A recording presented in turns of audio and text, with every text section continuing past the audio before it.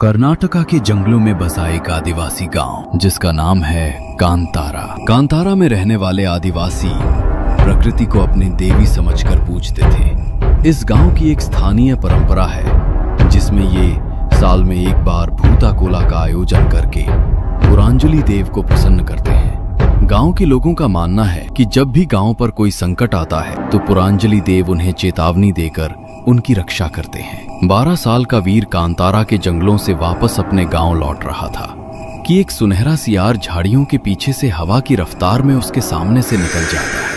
इसे देखना तो अशुभ माना जाता है। तभी वीर की नजर बिल्ला के परिवार पर पड़ती है जो अपना सामान बांधे कांतारा से कहीं जा रहा था। नायक चाचा, कहाँ जा रहे हैं आप? पिताजी के बाद अब जंगल की सुरक्षा की जिम्मेदारी आपकी है ना? जिम्मेदारी थी बेटा, पर अब हमारी जान पर ही बनाई है। कांतारा की रक्षा जिनके हाथों में थी, उन्हीं के प्रकोप ने इन जंगलों को खतरे में डाल दिया है। आए दिन कुछ न कुछ घटनाएं हो रही हैं यहाँ। ऐसा रहते मैं अपने परिवार की जान खतरे में नहीं डाल सकती।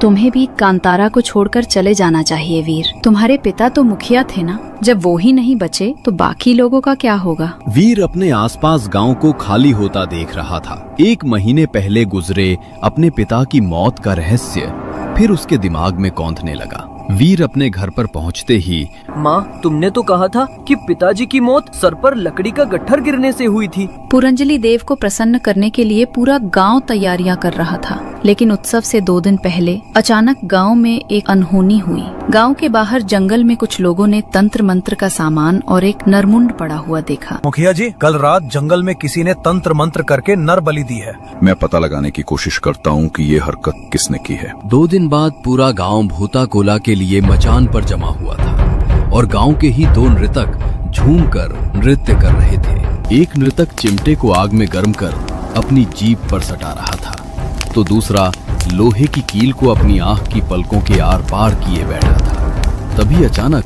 एक नृतक की आंखें ऊपर की ओर चढ़ जाती हैं और वो बुरी तरह से कांपने लगा है। देखो, पुरंजलि देव आ गए, सब लोग प्रणाम करो। जल्दी से देवता को बलि चढ़ाई जाए।